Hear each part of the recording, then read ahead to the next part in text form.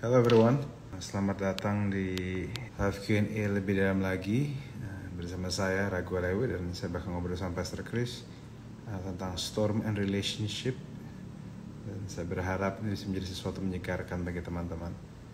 Teman-teman, sebenarnya saya mau nanya dulu, berapa di antara teman-teman yang udah sempat dengar sermon kemarin? Saya berharap teman-teman saudara sudah sempat mendengar sermon kemarin. Oke, mari saya undang dulu sebelumnya ya. Let's go. Sebelumnya saya mau nanya, apa suara saya kedengaran dengan jelas? Kalau suara saya kedengaran dengan jelas, ya saya bersyukur. Oke, itu aja. Let's go. Oke, let's go. Hey, Yo. Chris, what's up? Yes. Oke. Ya. Thank you. Kita ketemu lagi di lebih dalam lagi ya. Mantap. Yeah. Keren. Thank you. So blessed bagian kedua ini. Dan yang pertama juga sih, basically sebulan ini sangat memberkati banget karena kita kan emang lagi di tengah badai ya. Sedunia gitu lagi ngalamin badai, dan ini harta banget sih menurut gue. Dan gue berharap siapapun yang belum nyimak bisa nyimak ya seri kita bulan ini. Dan Pastor L minggu kemarin bagiin bagian kedua dari Storms and Relationship. So mungkin bisa di-share sedikit Pastor El rangkumannya aja, karena terberkati banget sih, banyak hal yang memberkati gue personal ya, dan gue yakin banget memberkati teman-teman juga. So yang belum nyimak bisa mampir YouTube channel kami New Wine International Church, lihat khotbah Pastor El hari Minggu kemarin, dan itu pasti akan memberkati kalian as it blessed me. So silakan Pastor El. Let's go. Jadi kemarin itu memang saya bahas tentang storms and relationship yang part kedua ya. Kayak judulnya nggak kreatif ya, tapi memang masih tentang part kedua. Memang saya mulainya di Mazmur 46 ayat 2-4 bahwa kita bilang Allah itu bagi kita tempat perlindungan, kekuatan, sebagai penolong, dan kesesakan sangat terbukti. Sebab kita tidak akan takut sekalipun bumi berubah sekalipun gunung-gunung goncang di dalam laut. Itu ayat yang sangat menarik. Kenapa? Karena kita bisa lihat bahwa penulis itu mendeklarasikan keperkasaan Tuhan terhadap guncangan di sekitarnya. Jadi sama guncangan itu dia ngomong bahwa Tuhan itu hebat. Nah, dia pasti kenapa dia ngomong gitu ya? Karena dia juga takut. Dia juga terintimidasi dengan sekelilingnya dia. Zaman dulu kan gempa bumi dan gunung-gunung yang bergetar itu kan mengerikan. Cuma maksudnya dia mendeklarasikan, dia ganti fokusnya dia dari siapa yang di depan dia menjadi siapa yang bersama dia. Jadi penulisnya juga pasti takut, tapi dia nggak membiarkan ketakutan menguasai dia. Dia ganti fokusnya dari problem jadi promise bahwa Tuhan menyertai dia. Nah, ini yang gue sangat percaya. Nah, dan gue rasa ini yang kita perlu deklarasikan bahwa Tuhan itu lebih besar dibanding masalah kita. Nah, apakah setelah kita deklarasikan itu masalahnya otomatis hilang? Ya nggak juga. Enggak. Tapi itu membuat kita punya kesadaran bahwa yang di dalam kita lebih kuat dibanding di depan. Nah, masalahnya yang jadi pikiran kita, yang sering kita lupa adalah Tuhan dalam kontrol, nggak berarti semua berlangsung sesuai keinginan kita. God is in control sama everything going our way, itu dua hal yang sama sekali berbeda. Betul. Nah, kita suka kacau adalah kalau kita merasa God is in control, maka everything has to go our way. Itu yang jadi masalah. Kalau Tuhan itu yang berkuasa, berdaulat, dia berdaulat. As if we are in control. Iya. Karena kan aneh juga ya. Dengan, seolah kita yang in control. Ya. Nah, masalah itu dua hal yang sangat berbeda. Nah, itu yang kita perlu pegang baik-baik. Hanya karena Tuhan dalam kontrol, Tuhan berdaulat, nggak berarti segala sesuatu berjalan sesuai keinginan kita. Itu yang teman-teman perlu pegang, supaya ekspektasi diatur. Nah, tapi kita juga perlu ngerti, percaya Tuhan memang bukan berarti nggak pernah khawatir. Tetapi nggak membiarkan kekhawatiran menguasai. Jadi kemarin Pastor bagus banget ceritain itu, Pastor. Mungkin bisa dibagiin sedikit. Yang tentang saat orang itu tuh orang punya pilihan. Maksudnya yang satu dia bisa langsung cari lilin atau dia ketakutan dalam kegelapan. Gue pakai cerita itu mengerti bahwa ada bedanya antara orang takut dan dikuasai ketakutan. Orang mati lampu pasti takut. Cuma setidaknya dia itu berusaha nyari lilin. At least masih gerak. Nah, kalau orang dikuasai ketakutan, udah nangis aja di dalam kegelapan, nggak bisa ngapa-ngapain. Nah, lumpuh ya, bikin orang jadi lumpuh ya. Bikin orang ketakutan itu sangat melumpuhkan. Makanya Tuhan itu mau kita dikuasai ketakutan. Ketakutan ya. Karena masalah gini, sangat mungkin sebenarnya dalam badai masih ada yang kita bisa lakukan. Nah ini orang suka lupa. Seringkali orang nggak tahu bahwa di dalam badai sebenarnya masih ada yang bisa dilakukan. Bisa aja. Cuma gara-gara dia lumpuh karena ketakutan, akhirnya dia nggak ngapa-ngapain. Padahal sebenarnya mungkin jiwanya belum habis. Tuhan masih bisa berperkara sama dia. Tapi itu melumpuhkan dia. Nah gue selalu ngomong bahwa orang dikuasai ketakutan kayak handphone baterai bocor. Udah di-charge sampai 100%, baru dipakai 30 menit, tiba-tiba 40%. Itu kan kayak apaan dah maksudnya. Tapi ya itu ketakutan tuh kayak gitu. Makanya Menghabiskan orang-orang energi ya. menghabiskan energi. Makanya orang-orang yang takut, nah ini yang teman-teman perlu tangkap. Orang-orang takut biasanya banyak takutnya tapi sedikit geraknya. Banyak di emosinya, geraknya tuh sedikit karena lumpuh gitu. Nah, padahal Tuhan juga nggak mau. Tuhan maunya kita tetap bergerak. Nah, ini teman-teman perlu tangkap baik-baik. Nah, makanya itu keputusan kita. Nah, yang menarik adalah berkali-kali gue lihat ada beberapa ayat dari tokoh-tokoh Alkitab yang sangat peculiar, nggak biasa bagi gue. Contoh, Paulus. Filipi 4 ayat 4 bilang, bersukacitalah senantiasa dalam Tuhan, sekali lagi kukatakan bersukacitalah. Ini ayat paling nggak make sense bagi gue, secara personal, Pastor Chris. Kenapa? Karena Paulus menulis ini dari balik penjara. Dan Filipi, gue cek konteksnya, gerejanya lagi pecah. Sekarang gimana caranya gereja pecah, sama orang di penjara bisa bilang bersukacitalah. Itu maksud. Dan jadi bagi gue entah Paulus itu gila atau memang dia punya sesuatu yang di dalam dia yang besar dibanding ketakutan dia. Ya itu aja sebenarnya. Pilihan itu cuma dua. Dan orang seperti bagian pertama lo yang kemarin yang lo pakai ilustrasi bola basket ya. Bola basket kosong isinya aslinya kempes sama bola basket yang ada isinya. Iya. Itu jadi keren banget sih. Paulus bukan tapi dalam media. Jadi ada sesuatu dalam media yang bikin dia tetap bisa mengucap syukur walaupun di depan ini lagi masalah besar. Dan gue kemarin sempat jelasin juga Pastor Chris di 2 Korintus 11 ayat 23 sampai 29 tentang permasalahan hidupnya Paulus. Paulus itu dikerap kali bahaya maut, 5 kali disesat orang Yahudi, setiap hari dicambuk, didera, dilempar batu, karam kapal 3 kali, nggak kurang makan, kedinginan, kehausan. Ini orang kayak menderita yang setengah mati, tapi kok dia bisa bilang rejoice again I say rejoice. Itu tuh teman-teman. Itu kalian tuh harus mikir. Harus ini nih teman-teman yang dengarnya harus mikir bahwa gimana mungkin seorang menderita yang sebanyak itu bisa bilang again I say rejoice. Nah di sini kita bisa belajar bahwa peace is not absence of conflict but the presence of the Lord. Jadi damai sejahtera itu ya, bukan karena nggak ada konflik ya. Tapi hadirnya Tuhan di dalam. Tapi karena ada hadirat Tuhan, keren. Itu wah itu quotes banget tuh. Iya. Jadi ini yang teman-teman perlu pegang. Nah. Soalnya waktu itu gue juga pernah ngalamin awal-awal setelah gue baru menikah, waktu itu mendadak mata gue harus dioperasi, harus ditindakan kecil, terus Elsa, bini gue tiba-tiba Pastor Chris demam berdarah, ya. Beberapa bulan kemudian kami kena COVID, jadi COVID. Itu bertubi-tubi. Iya. Januari baru beres, terus Februari kita kena. Nah itu tuh bertubi-tubi dan waktu itu pada waktu tiba-tiba mendadak harus ditindak matanya, waduh damai sejahtera boro-boro, maksudnya kan takut maksudnya.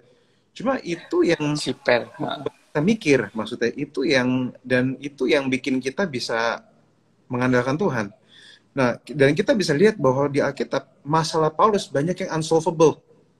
Nah, kita seringkali mikir kalau mau damai sejahtera, kalau masalah kita solve, masalah Paulus enggak. Masalah dia enggak unsolvable, masalah dia belum beres. Tapi bertahan karena fokus ya bukan di masalahnya tapi di misinya, di besarnya Tuhan ya. Dan Tuhan emang nggak janji akan mencegah semua kesulitan, tapi dia janji akan memakai semua kesulitan. Nah jadi apa ya, nah saya pun Pastor Chris sempat cerita tentang bagaimana pas kecil gue sama Ashley, adik gue yang paling kecil, interaksinya banyak. Maksudnya bahwa waktu itu I was SMP dan Ashley masih umur 2 tahun, kita main berdua. Nah, terus nongkrong berdua gitu. Tapi setiap kali, namanya anak kecil, setiap kali gue ajak dia main, dia langsung pergi kemana. Akhirnya gampang ke-distract ya? Iya, kan suka gampang ke-distract. Akhirnya gue pas mati lampunya, dia panik, nyari gue. Nah, yang menarik adalah gini, gue matiin lampu bukan buat nakutin Ashley, tapi untuk bikin dia mendekat ke gue.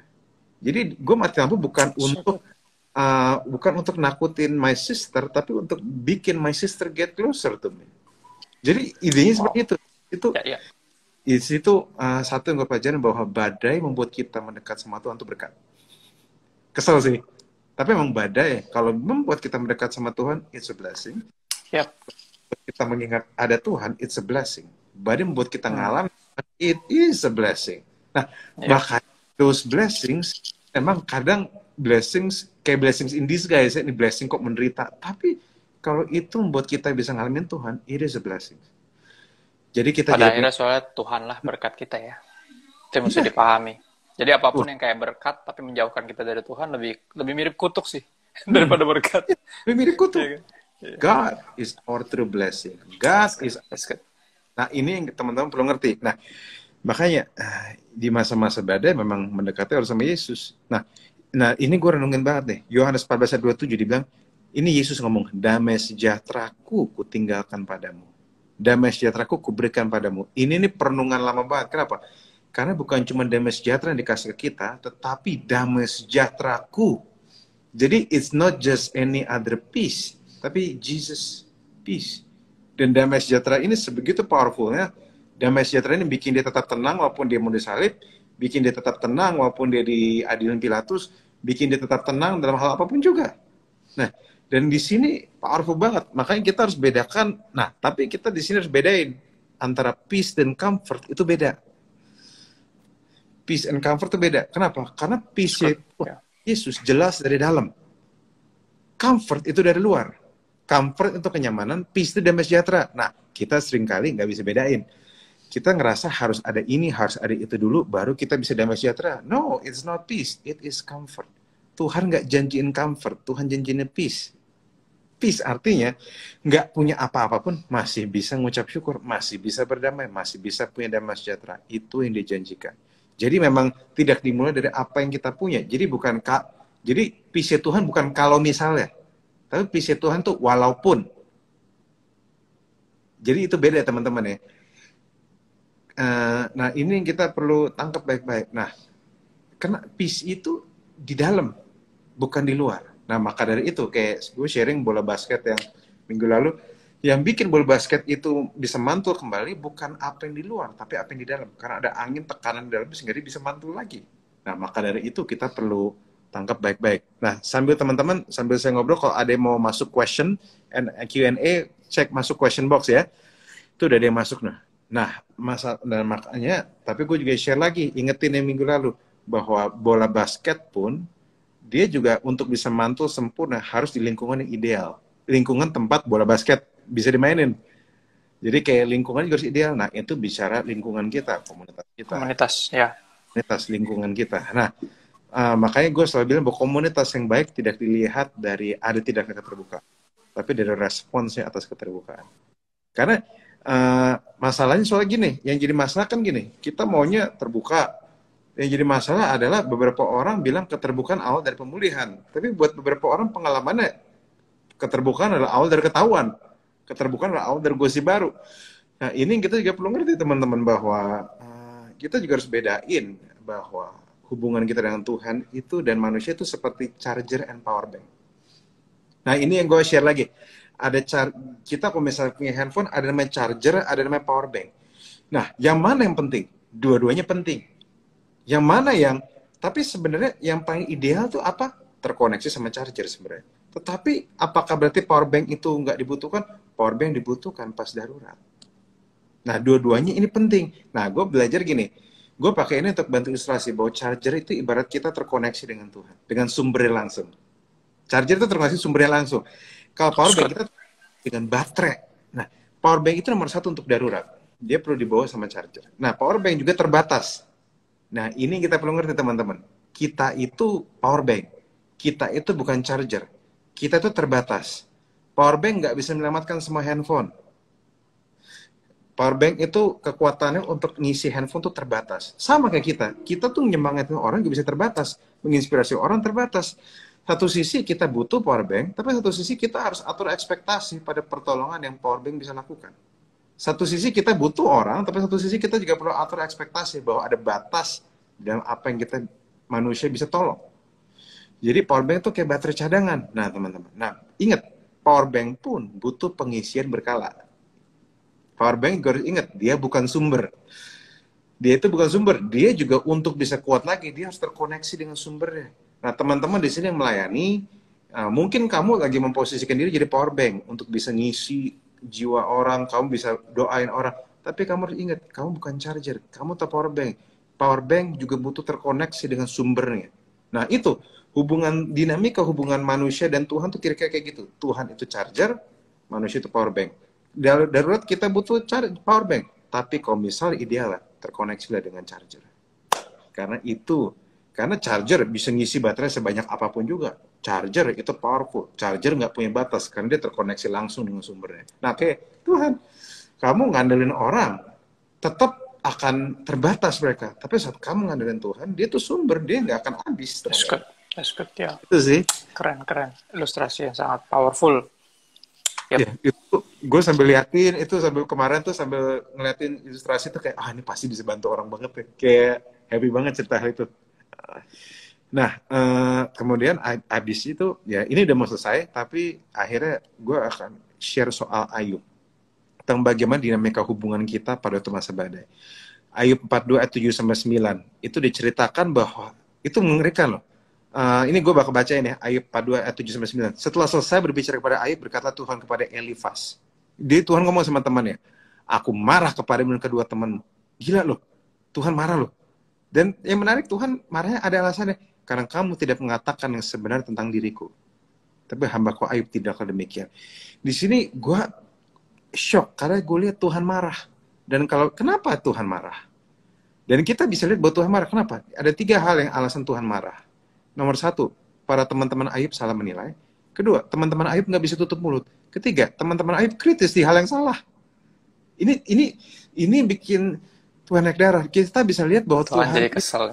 Ya, Tuhan jadi kesel bahwa Tuhan itu sebenarnya tidak marah dengan apa yang mereka tidak ucapkan. Tapi Tuhan kesel dengan yang mereka ucapkan. Jadi sebenarnya kalau mereka diam aja, Tuhan nggak bakal marah. Nggak masalah. Nah, jadi kalau kita lihat di Ayub 2 apa Ayub 3, mereka pertama datang, itu ikut nangis sama Ayub, ikut berempati, ikutan diam, ikutan nangis. Tuhan nggak masalah di situ. Tuhan masalahnya pas mereka mulai comel. Pas mereka mulai komentar. Nah, Tuhan tuh mungkin naik darah kali di situ ibaratnya gitu.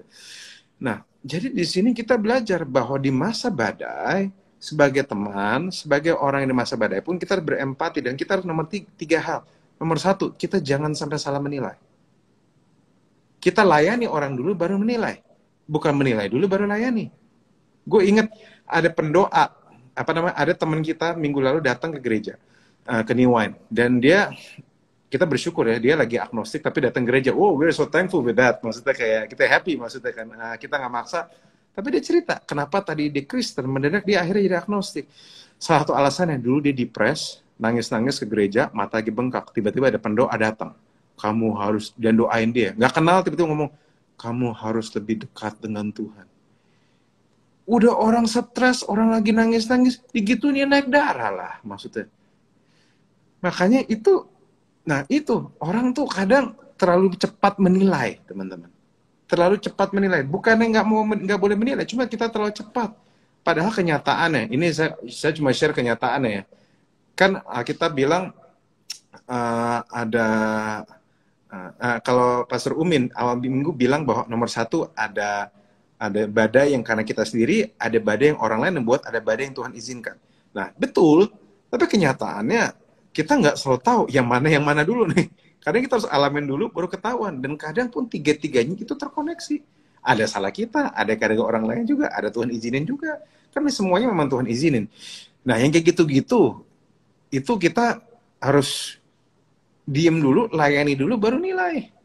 Nah, jadi jangan kita asal ngomong. Makanya Yohanes 7:24 tuh bagus tuh, Yesus ngomong, jangan menghakimi menurut apa yang nampak, tapi hakimilah dengan adil. Yang bikin orang kesel kan, maksudnya kan kayak orang nilai tapi nggak tahu gambar besarnya loh, nggak tahu big picture-nya, nggak tahu konteks. Tapi kalau orang nilainya sesuai konteks, orang mungkin lebih bisa terima. Nah, yang kedua adalah karena teman-temannya Ayub nggak bisa tutup mulut. Padahal diam itu berkuasa. Gue ingat banget ada satu teman gue, dan teman kita juga sih. Sebenarnya ini cerita tentang teman kita sih, Mas Chris sih. Mas Chris waktu itu, gue sampai ingat cerita sampai hari ini. Cuma gue nggak enak ngomong waktu itu kan. Mas Chris itu anaknya mau lahir tiba-tiba karena satu dan lain hal, baru menikah 2 tahun, anaknya mau lahir tiba-tiba istri dan anaknya meninggal. Itu tuh dia menderita yang setengah mati. Kamu mau Gila ditanya itu. bisa gila kali dia. Iya, gua setiap kali ingat itu aja gila. Itu Gue badai gila banget sih. ya, bayangin gak sih, gue aja tuh yang denger, gue nggak ngalamin ini, gue kayak ngerasa sakit. Gue masih kayak, gimana bisa ya orang kayak gitu. Dan gini, gimana, tidak mungkin dia tidak bertanya sama Tuhan. Nggak mungkin. Dia pasti nanya sama Tuhan. Dia pasti bingung gimana. Dan bahkan dia kayak pernah bilang, yang bikin dia nggak gila cuma gara-gara firman Tuhan. Alkitab doang bikin dia nggak gila. Jadi kayak itu nyentuh gue. Tapi menarik adalah yang bikin dia akhirnya respect sama teman-temannya. Teman-teman dia pada waktu itu datang dan teman-temannya nggak komentar banyak, ikut tenangnya sama dia, dan bahkan pendetanya dia pada waktu itu bilang, hari ini kami nggak bakal banyak ngomong, we just want you to know that we are with you. Wow, itu keren banget. Nah, teman-teman kayak gitu tuh. Gue pernah share lagi apa yang gue dapat juga waktu itu. Mas Chris pernah cerita, dan ini gue kutip lagi bahwa di dalam badai kehidupan kita kadang memang harus dipimpin Roh Kudus untuk tahu kapan kita harus ngomong dan kapan kita harus diam. Ada waktunya kita akan seperti Daniel, mendeklarasikan kebaikan Tuhan, deklarasi iman kita. Tapi kadang ada waktunya kita harus kayak Esther, tutup mulut, diam-diam, nggak usah sebut-sebut Tuhan, tapi kontribusi. Keren, ya, setuju banget ya. Bayang nggak sih, di Esther itu nama Tuhan tidak disebut sama sekali, tapi kita bisa lihat tangan Tuhan di mana-mana. Kita bisa lihat Esther itu sebegitu diurapi sama Tuhan sehingga bekerja untuk demi kelangsungan bangsanya. Can you imagine that? Yang satu itu deklarasi Tuhan itu besar, dibawa ke perapian menyala-nyala. Yang satu diam-diam, tapi gerilya. Tutup mulut, tapi gerilya. And I think it's very powerful. Kadang ada waktunya kita kayak Daniel, bicara Tuhan baik, ada waktunya kita gerilya kayak Esther. Tutup mulut, tapi jadi tangan Tuhan. Nah, jadi kayak, I think itu tuh perenungan yang powerful banget sih. So good. Ya, so good. Ya. Setuju banget gue. Dan dia berkuasa. Nah, yang ketiga adalah mereka kritis di tempat yang salah. Di hal yang salah, ya. Kita harus kritis tapi benar, teman-teman. Karena setiap kali ada orang kalau misalnya kena musibah, beberapa orang mengkritisi, dosa apa dia? Padahal Lukas 13 ayat 1-3 jelas bilang, enggak. Yesus bilang, kamu orang Galilea itu lebih besar dosa daripada dosa orang Galilea. Karena mereka Yesus jelas bilang, enggak. Tapi, kalau kamu gak tobat, bisa aja kamu binasa kayak demikian. Bagi Tuhan, bukan gimana lu mati, tapi gimana lu hidup. Yes, good. Untuk itu. Yeah. Jadi, kita tuh jangan langsung curhat, baru curhat dikit, langsung dikotbahin panjang lebar. Dikasih tahu harus gini gitu, dikotbahin panjang lebar. Atau enggak lomba sengsara gitu. Oh, lu cuma gitu doang. Lah gue, ngapain nih? Ya. Wow. Kan kayak lomba sengsara gitu. Jadi ngerti ya. Terus sensitif di situ.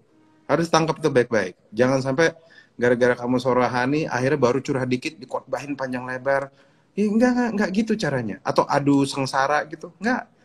Justru di saat situ, don't point your fingers to judge people, but use your finger to point them to Jesus. Jarimu jangan dipakai untuk menghakimi, jarimu dipakai untuk menunjuk pada so good ya. Biasain untuk nggak nyari-nyari tahu dan ngejudge dalam tanda kutip ya, maksudnya kenapa dia bisa kayak gini ya, gini gitu. Kritisnya mesti bisa tahu. Ya. Belum tentu kita tahu juga. Betul. Mending kita ajak mereka untuk ingetin di luar dari semua yang terjadi kita masih ada Yesus ya. Kalau khotbah gue minggu lalu kan gitu ya. Ya, itu bagus banget minggu lalu. Gila. Ada Yesus, siapa Yesus, dan itu emang bener badai pada akhirnya fungsinya itu yang kayak tadi lu bilang kan, lu matiin lampu biar Ashley nempel sama lu kan gitu. Dan kadang kerap kali Tuhan mengizinkan hal yang gak enak terjadi biar kita nempel sama dia, karena emang apa ya, lagu zaman dulu ya, bersama dia hatiku tenang walau di dalam, ya kan, emang nggak ada jalan lain, emang ketenangan cuma ada dalam Tuhan ketika kita nempel sama dia.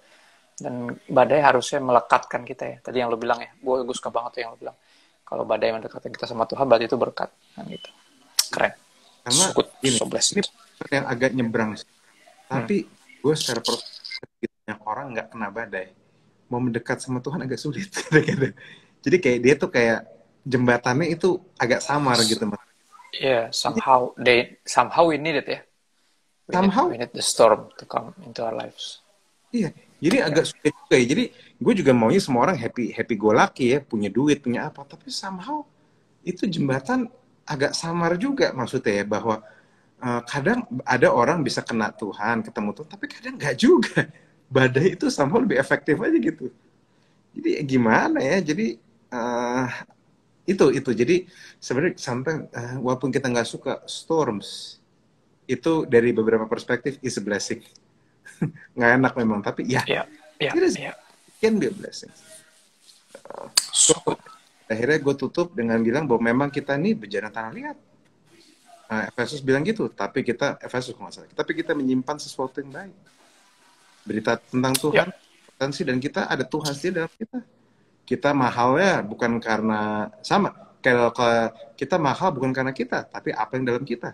Sama kayak misalnya kayak kotak makanan, yang bikin mahal bukan kotaknya, isi makanannya. So yang bikin kita mahal ada hal-hal itu. So never forget what is inside us. God is. who is inside us? Yeah, that's good. Jadi Thank you so much. Yeah, mau yeah. tahu lebih jelas lagi silahkan dengar di Betul. yang saya tunjukkan. Dan bulan ini, kalau kamu misalnya lagi kena badai dan sebagainya, jangan cuma nunggu-nunggu doang, jawab doang. Nah, Banyak yang bisa dilakukan. Minimal nontonin khotbah-khotbah kita yang kemarin ya. jangan cuma Yeah. gimana. No, jangan pasrah, belajar. Ada hal So good. kan kok. Jadi, bulan ini kita bahas soal badai banyak banget gitu. Oke, itu. Ya. Sip, Pertanyaan langsung banyak. pertanyaan langsung banyak. Iya, bagi teman-teman yang mungkin mau bertanya, udah tahu lah ya. Nanyanya bisa di question box, kolom question box ada kolom tanda tanya, di situ bisa langsung ke sana. Ini ada beberapa Pastor.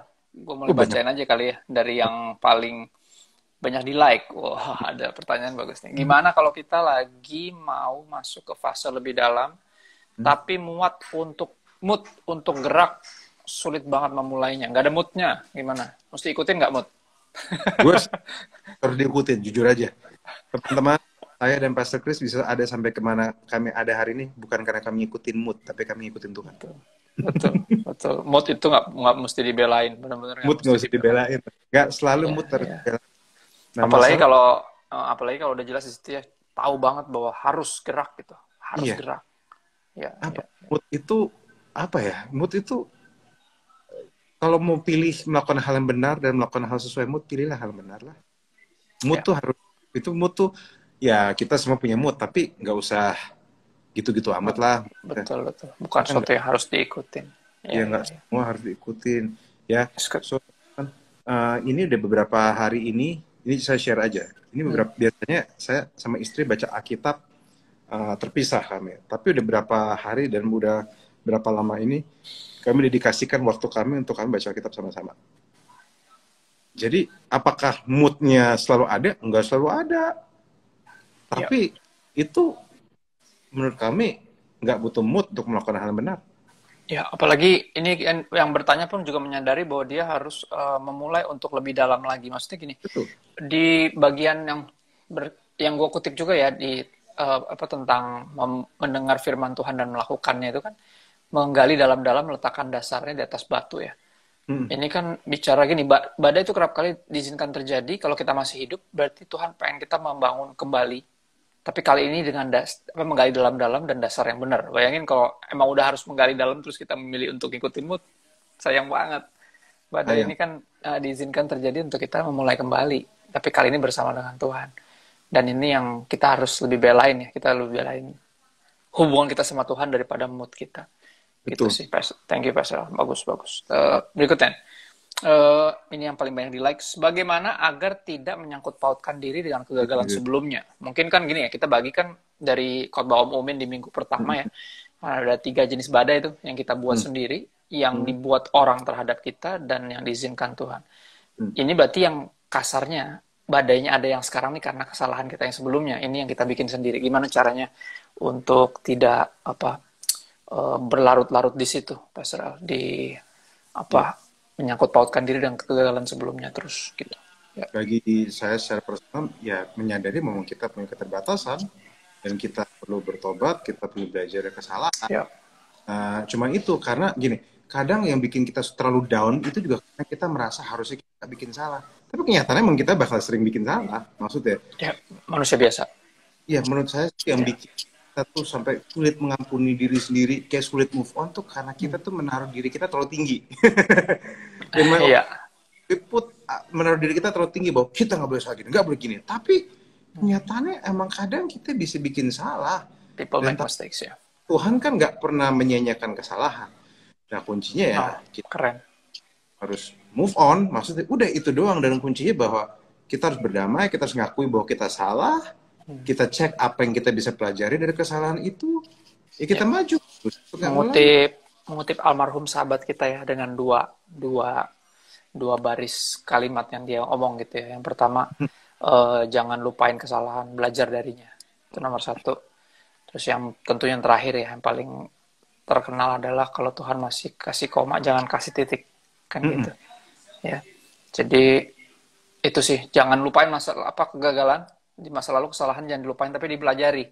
Jadi ini menjadikannya jadi helpful bukan harmful. Kalau cuma mengingat-ingat masa lalu, kalau itu akan jadi harmful, malah berbahaya. Tapi kita mengingat kesalahan kita di masa lalu untuk tujuan belajar darinya sehingga kita nggak bikin itu lagi. Itu malah jadi powerful. Dan Ya.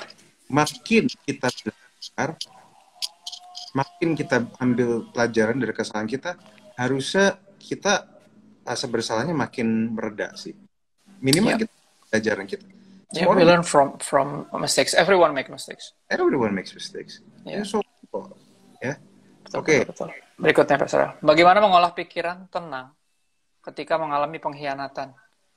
Timbul pikiran negatif, terus nggak damai, gara-gara dikhianati, Pak Sarah. Gimana bisa tetap mengelola pikiran kita bisa tetap tenang walaupun dikhianatin? Dikhianatin pasti rasa pertama itu kecewa ya. Tapi kita nampaknya jelas dari apa yang Pastor El bagiin, kita nggak boleh membiarkan baik ketakutan maupun kekecewaan atau amarah atau apapun itu menguasai kita gitu. Silakan Kalau Pastor, mungkin lanjutin. di Pengkhianatan posisi Pastor. pengkhianatan, luka, gue akan selalu bawa di hadirat Tuhan. Gue selalu akan berdoa.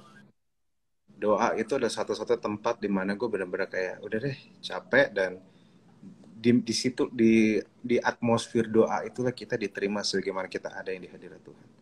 So yeah, Ya. pray, do. Dan ya keren. Dan di dalam pengkhianatan kita disadarkan ya pada akhirnya emang cuma Tuhan yang nggak pernah mengkhianati kita. Yeah.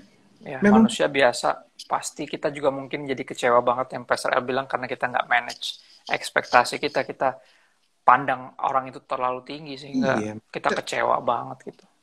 Kita nih juga harus kadang, soalnya gini, kadang kita juga kurang bijak bahwa kita menganggapnya manusia itu semua baik-baik aja. Padahal enggak. Dikhianatin, dikecewain tuh makin lama gini nih. Mungkin kayak ini yang ngomong nih masih agak muda ya, tapi kalau udah kepala 3 kayak kita kayak udah kenyang ya dikecewain kayaknya. Udah sering dikhianatin. Sering kayak. Terlatih patah hati ya. Iya. Iya. Bukan tapi ya tadi benar emang itu akan selalu itu kayak badai yang walaupun kayaknya ya itu badai yang kayaknya dibuat orang lain terhadap kita tuh ya Pastor ya, pengkhianatan tuh ya. Jadi, dan gue inget banget apa yang almarhum bokap gue bilang. Beliau salah satu orang yang paling sering dikhianati ya. Menikah dia bilang sampai menginspirasi satu khotbah gue dulu di New Wine, judulnya Experience, mengalami yang Kristus alami. Dia bilang ketika kita dikhianatin khususnya sama orang paling dekat, kita jadi bisa merasakan yang Kristus rasakan. Dia bilang, gila juga. Dan itu nggak bisa diakal-akalin, lu nggak bisa dapet itu di sekolah kitab atau nggak bisa lu sengajain, pasti itu natural. Ada teman dekat lu atau siapa yang lu percaya, lu andalkan mengkhianati lu, dan di situ lu ambil hikmahnya adalah kalau almarhum bokap gue bilang kita menikmati momen itu sebagai, kalau Rasul Paulus bilang tuh ini pasal apa, persekutuan dalam penderitaan. Wow. Ya, dimana kita jadi serupa kayak Yesus. Wah, itu bokap gue ngomong gitu, dan gue nggak pernah ngelihatnya sebagai itu ya, titik itu ya. Jadi akhirnya pas dikecewain malah kayak okay, this is it, I will gue bakal menikmati every single bit of it, dan makin merenungkan Kristus mengalami semua itu buat gue kan gitu ya. Itu sih paling tambahan gue dari gue. Powerful ya. Mengertilah manusia pasti mengecewakan. Udah pasti, betul. Nih Pastor ada nih, sekarang saya lagi merasakan ketakutan yang sangat luar biasa. Sering mimpi buruk. Dan kalau lagi nggak tidur pun selalu overthinking. Gimana cara ngelawan pikiran itu? Pastor, nah itu bicara tentang mungkin poin dikuasai ketakutan ya, Pastor. Ini dikuasai Gimana tuh? ketakutan Ya, tumpuk. Nomor satu, kalau gimana? dikuasai ketakutan, kita harus secara intensional menyadari bahwa Tuhan ada dalam kita. Nggak bisa, Yes, itu harus secara yes. disengaja kita menyadari bahwa God is with us. Jadi memang fokusnya harus diganti. Kenapa? Kadang apa ya? Gue selalu ngeliat bahwa ketakutan dan Kristus itu ada, gue bukan mau nyamain ya antara ketakutan dan Kristus. Cuma nature-nya gini, ketakutan kalau makin kita fokusin itu kayak kasih kaca pembesar, makin lama makin gede. Nah, tapi kalau kita fokus sama Kristus, kita kasih Kristus kaca pembesar, makin lama dia juga makin besar di kehidupan kita. Nah, makanya dari awal semua dimulai dari kesadaran bahwa God is with us. Itu yang kita perlu doain dulu, renungin dulu. Kenapa? Ya, Karena kedua, gini, mau pakai cara apapun ya, mau pakai triks apapun, pengharapan pertama dimulai dari bahwa Tuhan ada di dalam. Itu pengharapan kita pertama. Yang kedua, setelah reda pikiran berkurang, baru lakukan yang kamu bisa lakukan. Kalau misalnya kamu lagi panik, lagi stres kerjaan, hmm. pelan-pelan jalani satu persatu, jangan overthinking, cari kerjaan, ke job street, bikin CV Ya, yang that's ya right. itu praktis. Tapi yang pertama dimulai dari situ dulu. Nah, makanya kita juga harus ngerti bahwa ada ketakutan-ketakutan yang sebenarnya kita masih bisa melakukan sesuatu. Cuma karena kita dilumpuhkan ketakutan, Betul. kita jadi Jadi nggak melakukan apa-apa. jadi Betul. nggak melakukan apa. Itu emang Ya, kan, ya, itu sangat mengerikan. So, ya, jadi ini jawaban kami. So, semoga ini ya. memberkati. Penuhi abis itu ketika kita udah disadarkan akan hadirat Tuhan gitu ya kan pasti ada keberaniannya. Hmm. Kayak mungkin Pastor tadi ngomong juga tentang mati lampu. Gue juga pernah bikin ilustrasi yang sama. Gue tuh takut gelap khususnya mati lampu, dan kalau mati lampu pasti gue teriak nyokap gue pasti panggil mama gitu dari gue kecil ya. Dan ketakutan gue sih karena sesederhana ketika gue denger suara nyokap gue gitu. Dan buat gue kita bisa pilih, kita mau penuhi pikiran kita dengan apa yang hal-hal yang nggak perlu kita pikirin, namanya makanya overthink kan, think over your overthink kan gitu ya. Gue selalu, karena gue juga overthinker, gue juga, oke, sampai asam-asam lambung segala. Dan gue selalu ingat pada akhirnya kita punya pilihan untuk memenuhi pikiran kita dengan siapa. Ya, Filipi 4 yang Pastor El sempat kutip tuh, bersukacitalah senantiasa dalam Tuhan tuh, yang Rasul Paulus bilang ya. Again I say rejoice, itu di ayat 8-nya, Filipi 4 ayat 8 tuh. Jadi akhirnya saudara-saudara, semua yang benar, semua yang mulia, semua yang adil, semua yang suci, semua yang manis, semua yang sedap didengar, semua yang disebut kebajikan yang patut dipuji, think about it all. Pikirkanlah semuanya itu. Jadi nampaknya memang kita harus memenuhi pikiran kita dengan firman Tuhan, dengan janji Tuhan, dan dengan mengingatkan diri bahwa Tuhan benar-benar gak pernah tinggalin kita. Itu sih. Emang gini, pertempuran terbesar kita itu tidak di alam nyata, tapi di alam roh, di alam pikiran kita. The biggest battle happens inside us. Kita mau percaya Tuhan atau enggak. Karena kadang gini loh, kadang, ini saya ngomong jujur aja, kadang kita sudah berdoa pun kita masih harus bergumul dengan kemarahan kita, ketakutan kita, kekhawatiran kita. Sambil di ruang doalah semua itu digumulin. Memang harus digumulin. Only through prayer kamu bisa gumulin hal itu.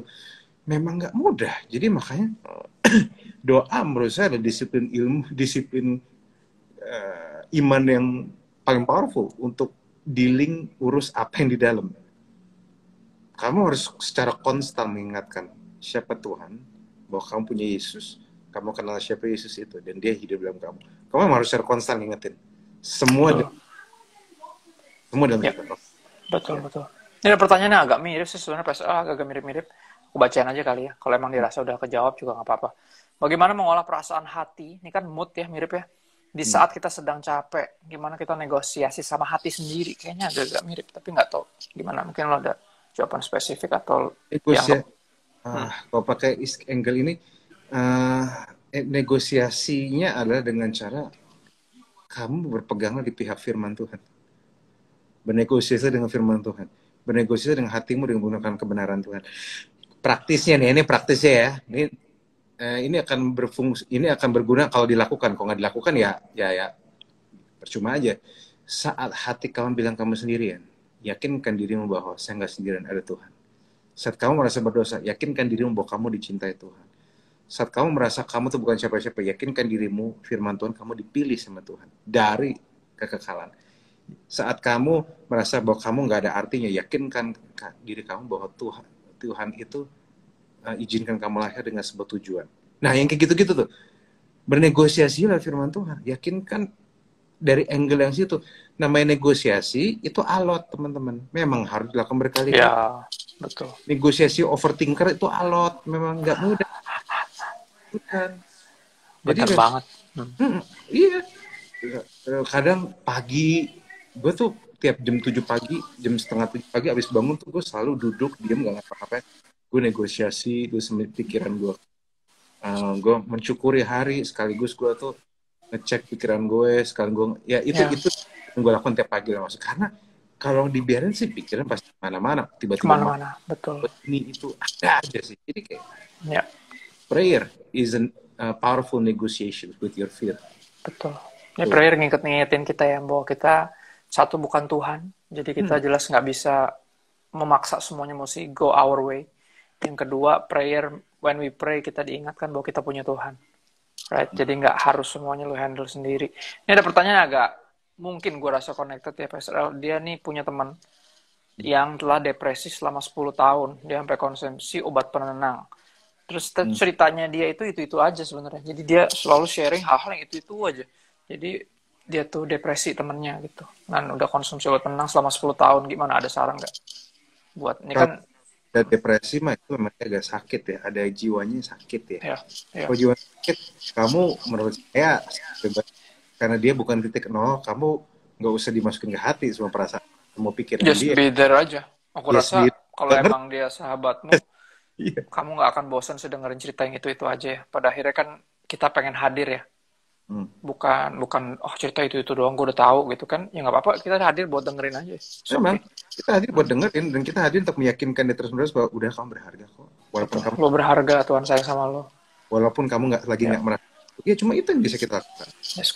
Karena memang saya belajar bahwa misalnya gini, kata-kata bahwa gue mengasihi lu dan Tuhan sayang sama lu, dan hanya karena lu nggak menyadarinya, nggak berarti itu pikiran lu tuh benar. Ya. Karena kita nggak merasakan kasih Tuhan, nggak berarti kasih Tuhan tuh nggak ada. Beberapa orang di press bilang gini, bahwa kata-kata itu sebenarnya mereka itu susah dengar pada waktu lagi drop, tetapi itu membantu. Mereka bilang itu membantu. Iya, benar. Itu membantu, walaupun kesannya enggak ya, kesannya kayak mereka tetap sedih, tapi mereka butuh dengar hal seperti itu. Iya, they need to be reminded sesering mungkin. Ya. Bahwa kamu indah, diciptakan serupa dan segambar dengan Allah. Walaupun memang saya tahu di dalam kamu yang indah itu ada dalam kamu. Tuhan ciptain kamu. Mereka perlu di constantly reminder. Jadi makanya memang gak usah dirasain kalau sama orang depresi ya. Udah sih, gitu aja. Betul, dan memang harus berasal dari hati yang mengasihi ya. Kita ada di sana untuk menemani. Sahabat sejati menaruh kasih setiap waktu dan jadi saudara dalam kesukaran. Jadi di momen itu hendaknya kamu jadi saudara buat dia gitu. Yes. Ini ada pertanyaan, ini mirip sih. Ini gue coba jawab kali ya nih. Pastor, bagaimana caranya untuk terus percaya dan berserah sama Tuhan di saat semua jalannya mentok? Kalau buat gue, dengan mengingatkan diri kita nggak punya pilihan lain. Maksudnya, ya kan, lo emang mau berserah sama siapa lagi? Maksudnya, yang paling berkuasa itu Tuhan, yang paling layak dipercaya itu Tuhan, paling bisa diandalkan itu Tuhan, paling nggak pernah tinggalin kita, paling setia itu Tuhan. Kita mau kemana lagi? Gue selalu gue menyadarkan diri gue bahwa gue nggak punya pilihan lain yang lebih baik daripada untuk berserah sama Tuhan gitu. Ya, ketika jalan-jalannya mentok, gini, mentok itu nggak pernah mentok sebenarnya kalau sama Tuhan. Ya kan, di perjanjian lama kita temukan banyak banget momen-momen mentok, kayak Musa gitu, di depan Laut Merah, di belakang Firaun, kan mentok sebenarnya. Dia nggak tahu mau ngapain, tapi Tuhan nggak pernah nggak buka jalan. Dia bahkan buat jalan ketika nggak ada jalan. Jadi yang disebut mentok nih apa? Karena kerap kali kalau gue ngobrol sama orang, sebenarnya mentoknya bukan mentok yang gimana, dia paksain jalan itu kerap kali, Pastor El, gue dapati. Jadi dia ngerasa itu mentok, padahal lu bisa coba jalan yang lain, lu bisa lewat tempat yang lain, pilih yang lain, cuman nggak tahu kenapa itu dia pengen banget itu, sampai dia ngerasa itu mentok gitu aja. Dan bahkan orang sekuler pun menyadari gitu kalau emang jalan itu ditutup ya berarti ada pintu-pintu yang lain yang mesti lu coba, nggak Betul. mesti lu di sono. Jadi gue nggak tahu nih posisinya gimana ya, gue bukan berusaha sok pinter atau menghakimi atau apa ya, nggak, tapi gue beberapa kali ngobrol sama orang yang ngerasa mentok karena itu mereka pengen ke sesuatu tapi kayaknya Tuhan nggak izin yang itu dan dia ngerasa kayak udah gue nggak mau yang lain, gue maunya ini, kalau ini nggak ini berarti ini mentok. Gimana caranya gue bisa belajar berserah ya, belajar Makanya percaya bahwa bukan cuma itu jalannya ya. kita jangan ngoyo, kita kayak tetap harus memang kadang Betul. apa mengutip Raisa ya, bukan menunggu tapi tak ya, maksudnya gitu. Kayak silakan menunggu pintu itu terbuka, tapi nggak perlu selamanya. Karena kadang awal-awal kalau menunggu menurut gue ya nggak apa-apa, namanya juga nyoba. Tapi kalau nggak perlu selamanya, kalau memang pintu nggak kebuka ya silakan cari pintu lain terbuka. Karena Ya. hidup memang tidak seluruh itu, hidup memang punya lika-liku dinamika tersendiri. Betul. And it's fine. That's life. That's life. That's life ya. Ini ada pertanyaan seputar overthinking tadi. Biasanya overthinking sampai umur berapa ya? Nggak ada urusannya sama umur. Hah? Umur ada yang bertanya begitu. Overthinking sampai umur berapa? Lo kira puber? Nggak ada overthinking ya sampai lu bener-bener belajar menyerahkan segala kekhawatiranmu kepada dia yang memelihara engkau kan gitu ya. Jadi kan gue bagiin juga 2 minggu lalu tentang itu kan. Jadi ternyata kekhawatiran tuh bisa lu simpan sendiri atau bisa lu serahin ke Tuhan. Gitu. Itu pilihan banget ternyata. Dan kalau kita percaya banget sama dia, baru kita bisa serahin segala kekhawatiran dan menyadari bahwa iya ya ada hal-hal yang emang di luar kendali gue. Gue khawatirin malah nggak ada gunanya sama sekali gitu. Ya dan tapi semua hal dalam kendali Tuhan. Jadi gue mau percaya aja lah sama dia. Gitu. Jauh lebih ringan sebenarnya. Ya itu kekhawatiran sama ketakutan dia tuh melumpuhkan. Sama sekali melumpuhkan sampai di level ya gue overthinker soalnya gue ngerti apa artinya di opnam cuma gara-gara asam lambung naik mikir hal-hal yang nggak perlu gitu. Jadi akhirnya ya tadi doa merenung pagi-pagi gue mikirin lagi kira-kira gue perlu pikirin ini nggak. Jadi gue think over my overthinking, gue pikirin ulang gue perlu nggak sih mikirin ini. Think over your overthinking is a very powerful word. Kenapa? Karena kadang kita belum mikirin apakah ini layak kita pikirin. Kemarin karena gini, banyak hal yang kita perlu pikirin, tapi jangan sampai kita mikirin hal yang salah maksudnya. Ya. Ada contoh banget ini sampai sekarang gue ngakak sih. Menurut gue ini overthinking yang salah ya. Ada orang, gue kan iseng bikin nanya question yang gue nggak tahu orang ada datang apa nggak. Ada orang bikin question yang random itu ke gue dan mereka nanya gini, Pastor mau nanya, kalau misalnya sudah menikah kan berarti itu jodoh dari kita kan, dari Tuhan. Kalau cerai, apakah dia masih jodoh kita?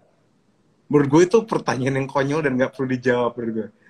Itu pertanyaan satu, gue nggak tahu. Kedua, lu mikirnya salah. Kenapa lu harus mikir cerai? Daripada lu mikirin hal kayak gitu, mendingan lu mikir, Pastor, gimana caranya supaya pernikahan saya nggak cerai ya? Daripada mikirin, kalau cerai masih jodoh apa enggak? Itu kan maksudnya itu kritisi aja udah ngaco maksudnya kan. Kritisi udah, angle-nya aja udah kayak, terus kalau misalnya lu tahu itu jodoh apa enggak, lu mau ngapain gitu? Itu tuh yang kayak gitu-gitu. Ya.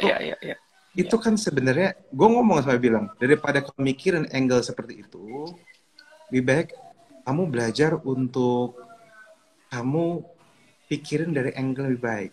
Gimana bangun hubungan kamu supaya nggak cerai, daripada kamu mikirin kok cerai masih jadi jodoh nggak ya? Itu kan out of the box.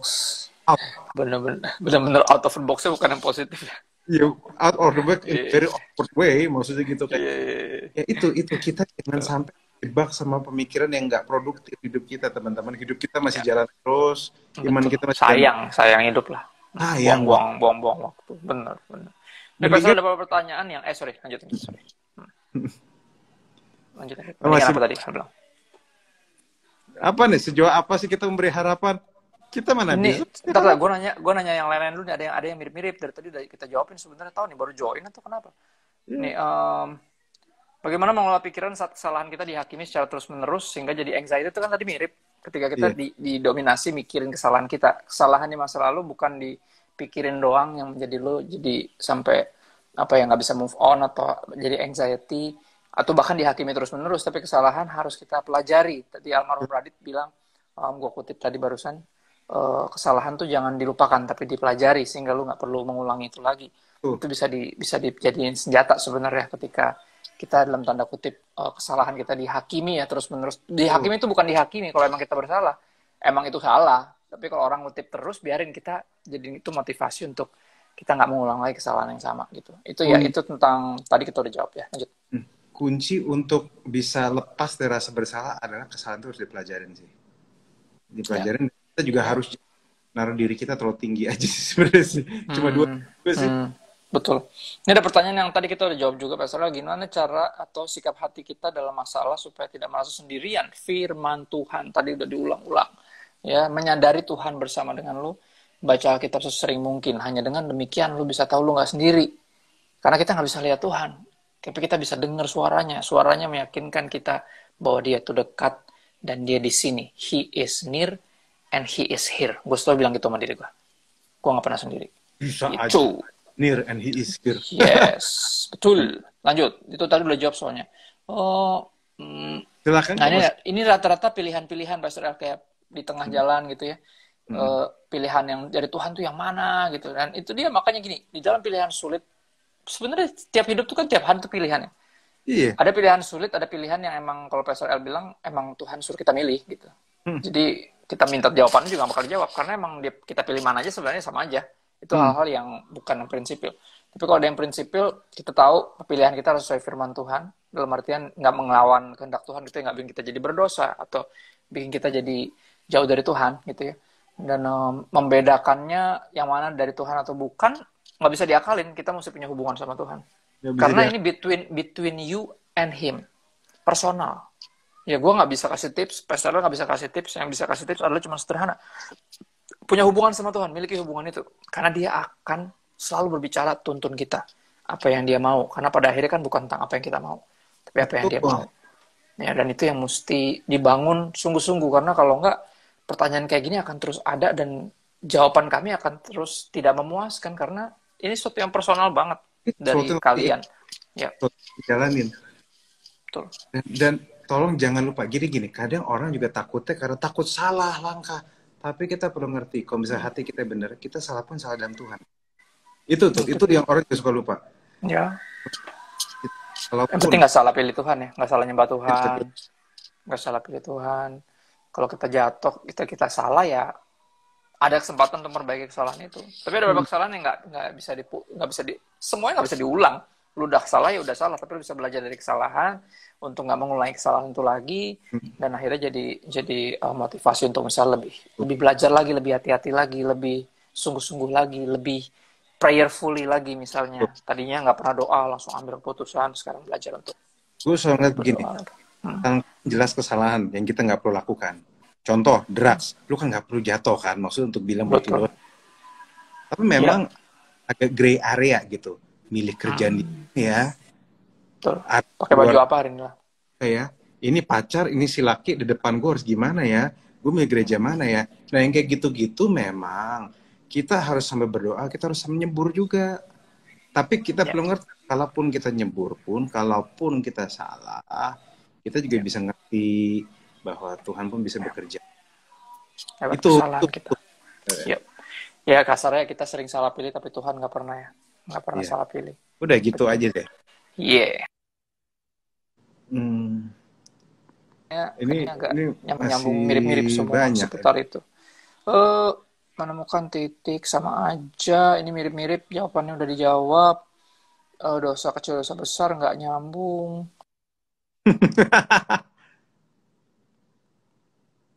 Ada nggak ya? Coba.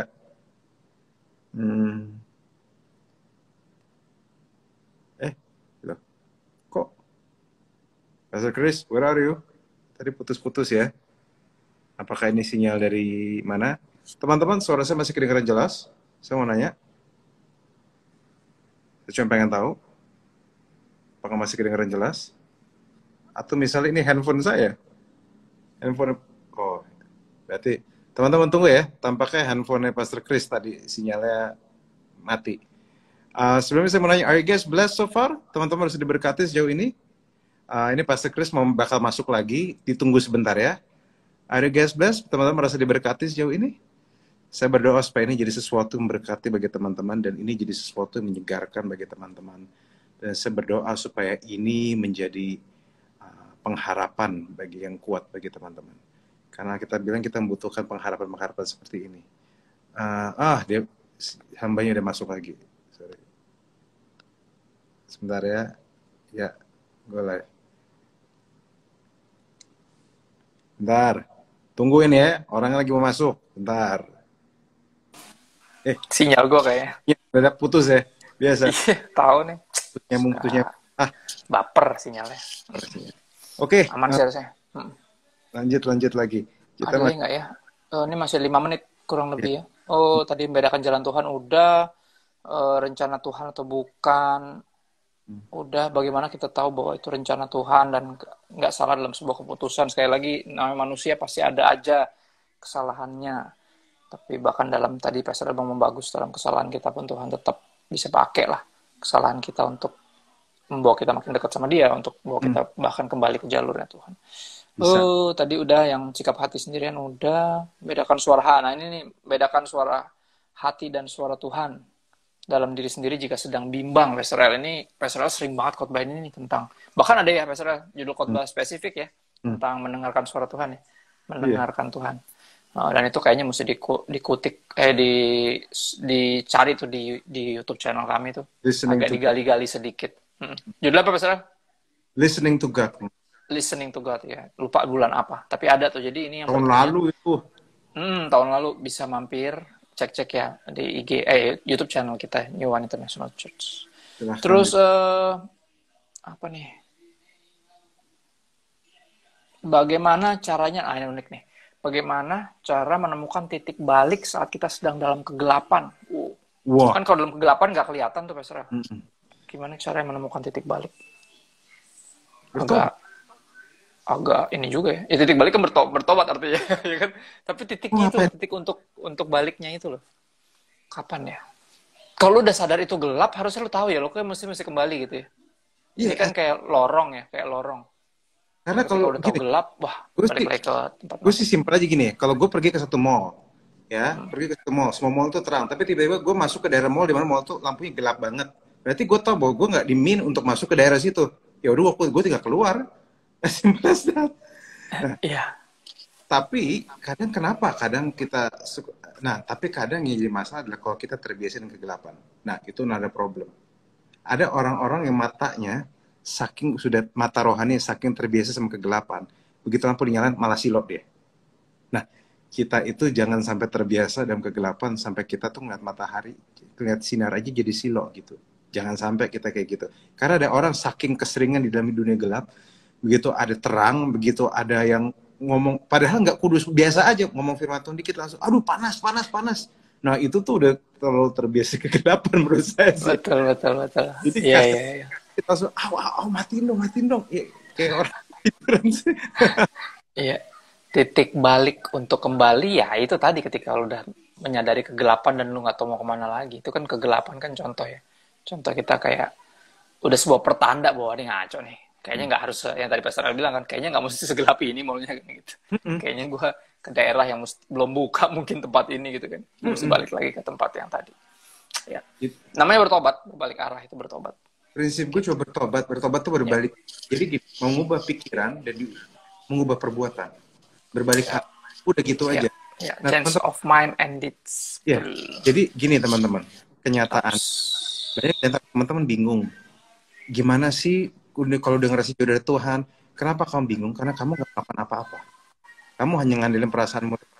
Karena harusnya ada hal-hal praktis yang kamu bisa lakukan. Minimal kalau bertobat, berbalik arah hidup kamu.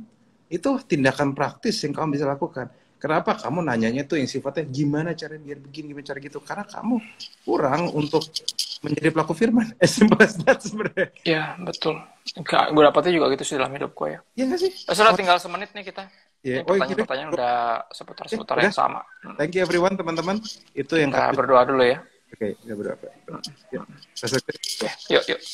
Syukur Tuhan buat malam ini. Thank you buat hadiratmu dalam obrolan kami. Kami berdoa biar semua yang dibagikan, semua yang kami terima, semua jawaban dari-Mu ya Tuhan, melalui hamba-hamba-Mu ini Tuhan kiranya bisa membantu sahabat-sahabat kami yang join malam ini. Berdoa buat siapapun nonton belakangan, kami tahu nggak ada berkat yang terlambat, nggak ada kebetulan, dan mereka bisa lihat live Instagram kami lebih dalam lagi. Makasih Bapak pertemukan kami di minggu-minggu berikutnya. Kami percaya Engkau nggak pernah meninggalkan kami. Terima kasih Bapak dalam nama Yesus, kami bersyukur. Amin. Amin. Okay, God bless you. Alright. Bless you God ya. bless semua. Pastor El, thank you. God bless.